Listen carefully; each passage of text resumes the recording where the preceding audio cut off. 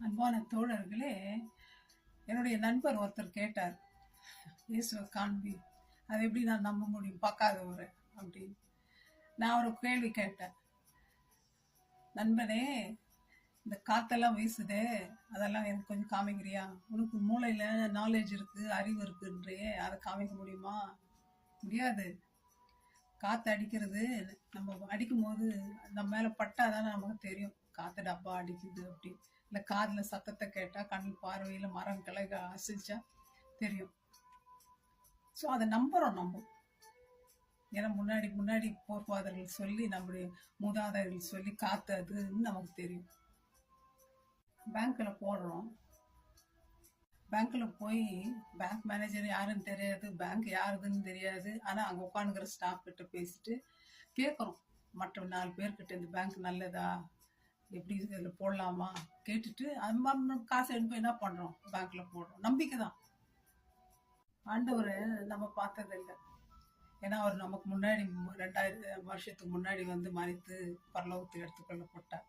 ஆனால் யோவான்ல படிக்கிறோம், தேவன் வார்த்தையா இருந்தார், அந்த வார்த்தை தேவனோடு இருந்தது, அந்த வார்த்தை தேவனா இருந்தது. ஸோ அந்த வார்த்தை தான் நம்ம கூட இன்னைக்கு இருக்குங்க.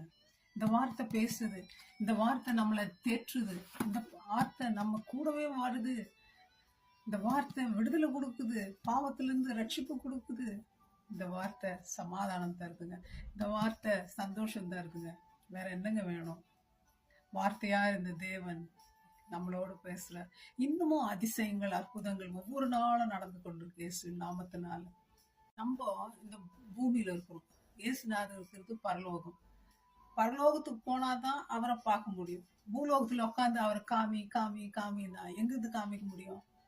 இப்போ நம்ம உலகத்துல பார்த்தோம்னா வீடியோ கான்ஃபரன்ஸ் கால் எல்லாம் பண்றாங்க, டெக்னாலஜி டெவலப் ஆயிருக்கு. ஆனா நமக்கும் ஆண்டவர் எத்தனையோ மைல் தூரத்துல இருக்கிறார், அவருக்கும் எந்த கனெக்ஷன் இந்த மாதிரி வீடியோ இதுல இன்னும் வரல. அதுக்கு பதிலாக அவர் நம்மளை பார்க்குறாரு, அவர் அதோட நம்மளோட பேசுறாரு வசனத்தின் மூலமா. நீங்க வந்து மூச்சு விடுறீங்க, மூச்சு இழுக்கிறீங்க, அதை காமினா எப்படி காமிக்க முடியும்? முடியுமா? முடியாது. அதைத்தான் பாயிண்ட். தேவன் ஆவியா இருக்கிறார். நம்மள மாதிரி சரீரம் அது எல்லாம் ஆண்டவருக்கு இப்போ கிடையாது. உலகத்துல வந்தாரு, அப்போ சரீரத்துல வந்தார், மனுஷனா வந்தார். இப்போ நம்ம செத்து போனா என்ன ஆகுது? இந்த மூச்சு எங்கேயோ ஓடி போகுது. அதுதான் ஆவி தன்னை தந்த தேவனிடத்துக்கு போகுது. ஆகவே